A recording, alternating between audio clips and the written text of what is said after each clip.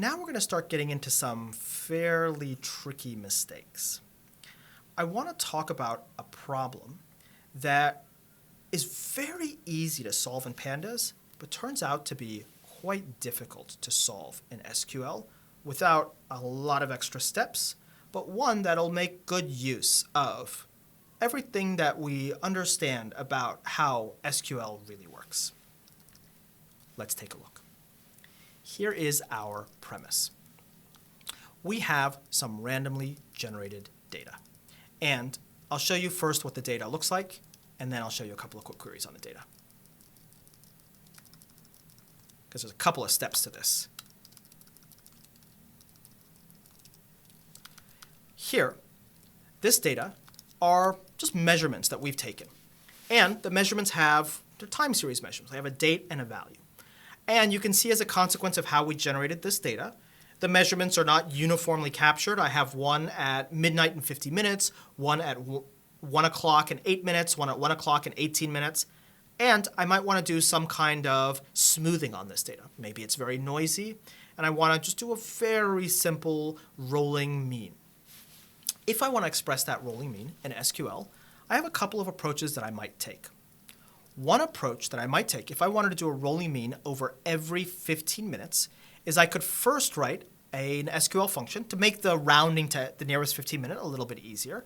So this function just takes some timestamp, it extracts the date from that, it adds that date to the hour, and then it takes the minute portion, it allows that minute portion to round up or down by adding half of whatever the interval is to it, divides that by the interval, floors that, multiplies it times the interval again, and then adds that back in. So kind of think about it like 5, then you divide it by 2, and then you round that down, and then you multiply it up by 2 again, and you get to 4. You have that typical rounding behavior. Well, we have something like that. And what we'll do is we'll first select every date and the nearest 45-minute interval. And this seems to work. 50 minutes is probably nearest to 45 minutes. It's nearer to that than to the hour, and so forth and so on. Well, once I do that, what I can do is I could group by these nearest measurements, and I could aggregate all the dates together. So we see whether this worked or didn't.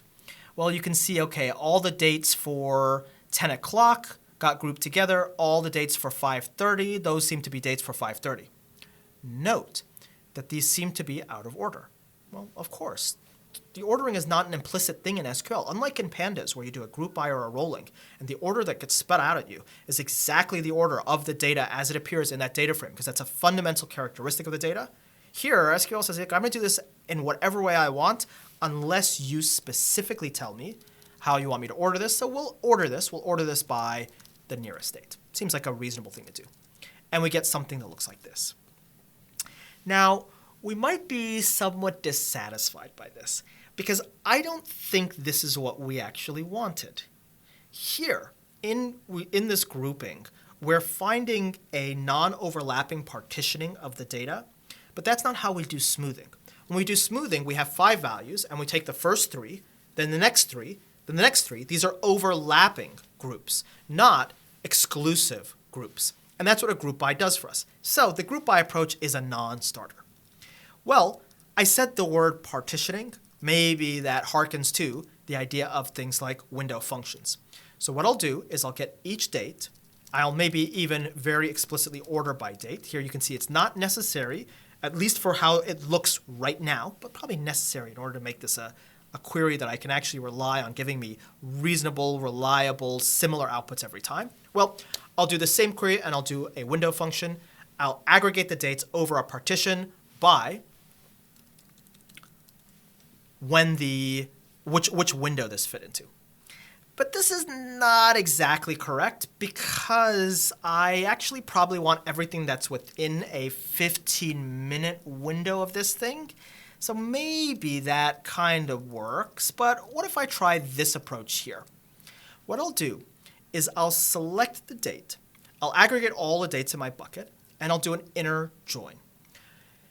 As a consequence of how SQL works, and that it's based on this idea of tuple spaces or tuple sets, it is not generally possible for us to look at multiple rows within the same select expression unless we do either a window function or a group by.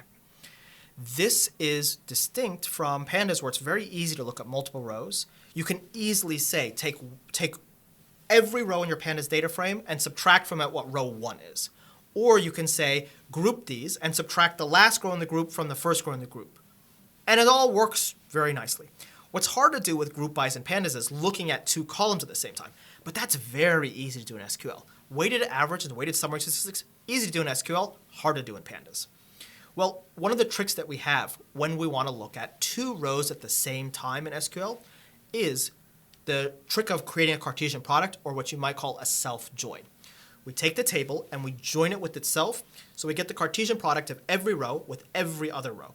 That allows us to have 2 sets of columns, the columns from the table and then the columns again from the table, but looking at different rows. And when we think about a query in SQL, at least a typical query prior to the window function, the introduction of window functions, we're typically formulating things in this way.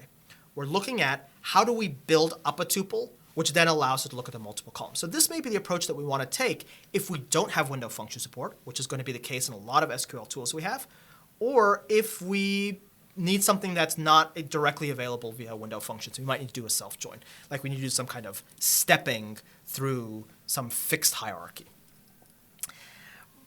But there's something that's not quite satisfactory about the output that we have here, especially considering that we probably want to plot this, and we probably want to have a nice smooth plot for what this every 15-minute window looks like. Can you spot what might make this query unsatisfactory, what might make this query bad? It seems to work. It seems to be grouping the right things together, and by virtue of grouping the right things together will allow me to do the analysis correctly. But I'll give you a hint. If I want to have a smooth chart on this, well, if I look at the data, what's happening between 140 or 145, here this is grouped by every 10 minutes, I suppose, and 222. There's a big window there, and that's going to show up as missing data for me. But actually, from my purposes, especially if this is some sort of natural process, I kind of know what's in the middle there. All of these values kind of implicitly say carry yourself forward or carry yourself back. And so I don't want to plot this as a scatter plot. I probably want to plot this as a line plot with the smoothed values. And if I put this into pandas, the line's going to look kind of weird, or it's going to be kind of misleading. Does that give you a hint as to what might be missing from this query?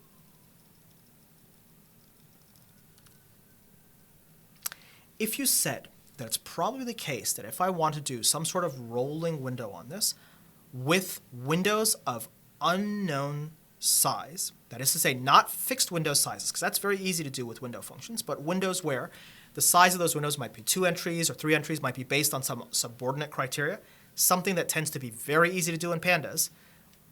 And something that I want out of this is I want to create as the result the entirety of what that data set looks like. So I want to have every window in time and whether there were any values in that or not. Well, that's exactly what I would want to see from this query and exactly what I think is missing from this query. That's my answer. But as always, let's talk a little bit about what this means to us and how this can help us get a better understanding of what SQL is all about. And so I want to show you a possible answer to this question. And the possible answer to this question has a lot of steps involved. Here, I have a complex window function that, and let's do this on the window, and let me do one thing on the window here. This is actually kind of interesting. It's a little bit different as I described it to this, but what we have in this query is every window from every 15 minutes from the first starting point to the last starting point, and all the signals that are in that. And you can see that if we make this not an inner join, but an outer join, if we make this not an inner join, but a right join, we even get the missing windows. Now note that these windows haven't been rounded, so this is not from every quarter hour from 45, 1 hour, 15, 25, but it is every 15 minutes from 50 to 05 to 20 to 35 to 50 to 05. And that's a slight difference than how you might typically think about this, but you can imagine that that's something that's pretty easy for you to fix. You just kind of round down what the min is. But note, we now have the ability to do things like decide, do we want to forward fill this? Do we want to backfill this? What do we want to do in cases where there's no values within a 15-minute window? This is what's missing. Now, the construction of this query shows off a couple of things. It shows off, one, the approaches that we need to take in order to be able to do these kind of things in SQL and how we lean into how SQL is designed. And two, one nice thing that this shows is why maybe we want to use Postgres instead of MySQL. There are some reasons why you might want to use MySQL instead of Postgres. One reason is that's the database that your company uses. The other reason might be that some things are actually built into MySQL or MariaDB that are not in Postgres. For example, system version time is available as a native feature in MariaDB and MySQL, but not in Postgres. But there are some other reasons. This is also maybe one good justification for why we might want to do this in Postgres and not SQLite, because this becomes really, really long to do in SQLite. We have to do a lot of the intermediate steps because it's just missing some of the useful features.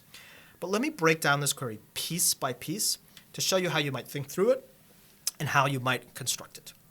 So here's what I'm going to do. I know that the core mechanism that drives an SQL query is very distinct from the core mechanism that drives some sort of analysis that happens in my software layer. In my software layer, what drives an analysis is usually some kind of loop, a while loop or a for loop. And the while loop or the for loop is basically based on whatever arbitrary criteria I choose as the meaningful criteria for me then and there. Might be in the data, might not be in the data, might be a while true, and then if more than 3 minutes have elapsed, break out of the loop. But in SQL, the general looping mechanism, what drives a query, is data somewhere in some table, which means when we want the output of some SQL query to look a certain way, specifically to have a certain number of rows, the way we control that is by controlling what the base select is querying from and constructing something synthetic to query from. And so, for example, if I wanted to do a query that for whatever reason, let's grab the measurement values, had 2 rows for every original value in this structure, and let's comment this one out so we can come back to this. Ooh, there we go. If it had 2 values, well, what I would do is I would select from the union. Let's do this as a subquery. Select measurements from, or select star from measurements. And then I'd do a union all, select star from measurements. And now I have, let's make sure we got that right. That's good, and that's good. And we have to make that an alias there. And so now I got every row twice. And that might be what I need to do in order to power my query. Remember, it's that thing that you're querying over that controls the total number of rows that you have. So oftentimes we have to create these synthetic things to query over in order to control what we have. Now this by itself, that's a little bit of a stretch, but you can think that in many cases, the exact number of rows might not have a direct relationship to the exact number of rows you want on the output. There might be some formulation you want to do on that. For example, fill in the gaps or pad it forward or pad it back. And the way you do that is by creating some secondary or subordinate thing that you want to query over. Note that in these cases, the use of things like union all are very important, because if I don't do the union all and I do a union distinct, then I didn't gain anything at all, because it'll have eliminated the duplicates. It may be the case that sometimes you want to do something akin to a Python, take some iterable and change some values at the beginning. Well, you can do that in SQL. You just do that with the union, and you might say select star from, or you might just select some raw values. So you can select from, in Postgres, you can actually select from values. So this is what, like a name and a value. So let's try this. So we should be able to do, to remember how we do this exactly. The other way we select from here, the other trick we could do is we can unnest these. So if I don't remember the exact syntax, what I can do is I can put these into an array and unnest the array. And I just have to give it some annotation for what this array contains. Let's try doing it like this. And let's make sure that we parenthesize everything correctly. And then here we need a definition list, so this should be the name and the value. And here we need to, this has got to be a little bit tricky. We have to get a record on this thing. So we have to break out this record. So that is going to be a little bit ugly. We have to do a little bit more steps here. But you get the general idea. We can do that kind of chain operation. But the way we do that is by manipulating the thing that we're building from. And the exact syntax, of course, is something that we would look up. Well, if you think about what we want from this query, what we really want is every possible date. And then we want to align the actual records that we have. So when we think about constructing an SQL query, one of the first things we should think about is, what is the result going to look like? Given that result, what is the first thing that gives us the general structuring of the result? All the rows that we want. How do we take all the rows that we want, or the number of rows we want, and then map those to the actual rows from the data set that we have, and then how do we perform a query on these? And so what we're going to do is we're going to start by just generating a series. This is a very nice feature of Postgres. MySQL also has this, but the syntax is a little bit weird. But let's select star from. We can do things like generating things like the count. So here we're generating all the numbers from 1 to 1,000. A really nice thing about Postgres is that it supports generate series as well as a lot of operations on other types. So I can even do this. Generate a series from 1 day. Should be able to do from 1 day to 100 days using a custom interval.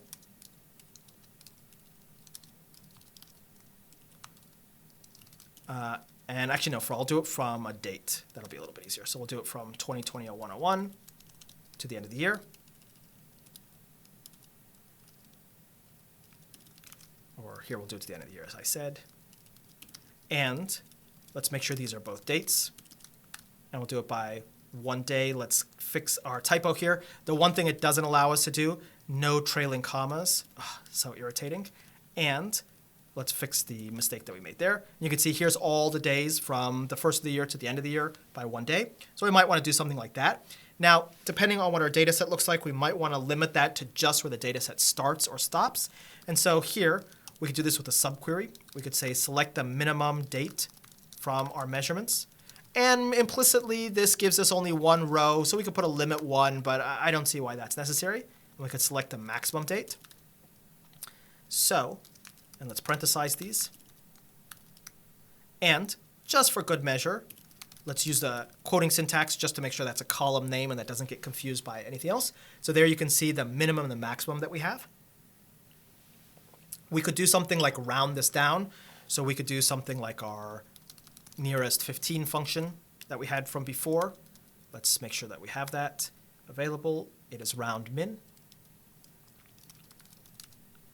So we could do something like that maybe. And actually we'll do that we'll do it here. We'll do it round min on the minimum. There we go. And we'll have to make sure that that's pulled from the right place. And you can see, okay, if these values are, and we'll do this by every 60 minutes. That's what we wanted. So there you go. We rounded that down. So you can get the idea for what we're constructing. We can construct the entire series of these and so forth and so on. Let's do this by our, say, 15-minute intervals. Once we have that, we can use that in a subquery in order to do the next step. The next piece that I want to show you is something which there is a genuine question for whether or not we should do it one way or the other. When we talk about subqueries versus the function I'm about to show you, CTEs, one of the typical things that people have historically said about CTEs are they represent an optimization barrier. That is to say, we can play these tricks with telling SQL to build something and then to use that to query something else and then to actually subset it down to what we want. And so if you think about a self-join, a select star from measurements, and then we say inner join measurements on, let's make this M1, and let's make this M2. On M1.name equals M2.name, or whatever the case may be. M1.date is before the other one. This might be another thing that we do.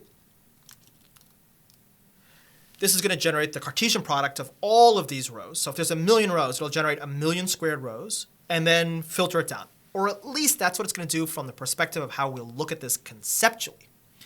In truth, SQL does not have a direct relationship between how you write the query and how it's executed. This is very different than pandas, where in pandas there is a direct consequence between how do you write the query and what are the actual steps that are taken to execute this.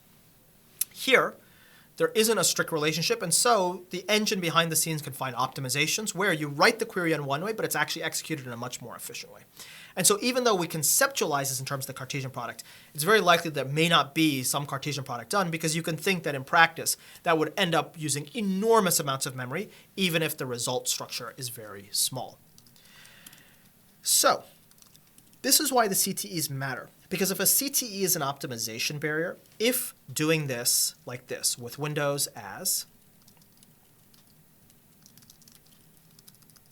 represents an optimization barrier, in other words, represents a barrier through which the SQL engine cannot say, oh, you're not going to use all of this data, so let me not actually do all the work to generate it, well, there's going to be a significant difference in the performance of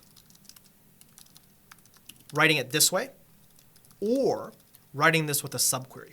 Subqueries are considered as part of the evaluation of the overall query. And so here, there's a readability difference between these two. And I think a lot of people really like the CT for the readability difference. But there may be a performance difference whereby this can make use of other information that's available in that query in order to avoid having to do the full generation of this data. Now, in my perspective, the choice of the CT here seems natural. It is very nice and readable, and the deeply nested structure just makes these things, harder and harder for us to understand. And also, the data set it's creating is not that large, and we do need to have every single entry materialized for that data set. So materializing it up front or materializing it later, unless I have some specific performance guidance for why this is not working out, like a specific explain, analyze, you know what? I think that that's fine. Now, from here, all I want to do is take this synthetic data and connect it to my real data. So what I'll do is I'll select all the data from this, and I'll do an inner join. And I'll do an inner join on the real data. So we'll inner join measurements, let's call this W, as M. And now I can put in the criteria that takes the synthetic data against what I actually have. And I guess what I want is I want every measurement where the measurement's date is within 15 minutes of whatever the date on that window is. So let's make sure we name this. Let's call this as date. So that should name that correctly. And the same rules for naming things in pandas also applies in SQL. We should be sure to name things. It makes our life much easier when trying to read these later. We'll subtract these. SQL supports built-in subtraction. Here it doesn't support the built-in absolute value, so we'll have to do that ourselves. Or we'll have to write this in both sides. And we might say less than or equal to 15 minutes as an interval. It has all these nice types like that interval type. Now, if we want to double check if this worked or not, a really nice thing that we can do with Postgres is we can use that array ag to aggregate all of the pieces that would show up when we do a group by on this. So we'll grab the window. Here's our window. We'll grab the measurement. And we'll call that the date. And we'll grab the value from the measurement. And we'll call it the value. And just to do in order to do what we want to do here, we're going to actually group by the window date. Well, if we group by the window date, we can no longer see these two fields, but for debugging purposes, we might do an array ag on this. We'll turn this off for a moment so we can just see what got grouped up. And here, if we're going to do that, we better get the parentheses right. So here you can see a lot ended up getting grouped up enough that this thing got quite large. So let's do one more piece. There's a lot that's gotten grouped up in here. Let's just group up the value so it's not as noisy for us. So we'll do an array ACK. And so you can see all the values that grouped up. We could spot check this. And having spot check this, we could say, okay, our analysis is correct. And the thing that you can see here is the join will control whether or not we get only the ones that appear, or if we do a right join. Remember, the windows are on the left here and the measurements are on the right. So actually we want to do a left join. And the left or right join just means get every single row from one of these two sides. So here the left join. We can get all the places where there's nulls, which is going to be valuable for us because then we could use that to do some forward filling or back filling. That's basically the construction of this, but more importantly, the approach we would take in order to build a query from scratch, thinking through how SQL wants us to consider how it builds up these queries and executes things.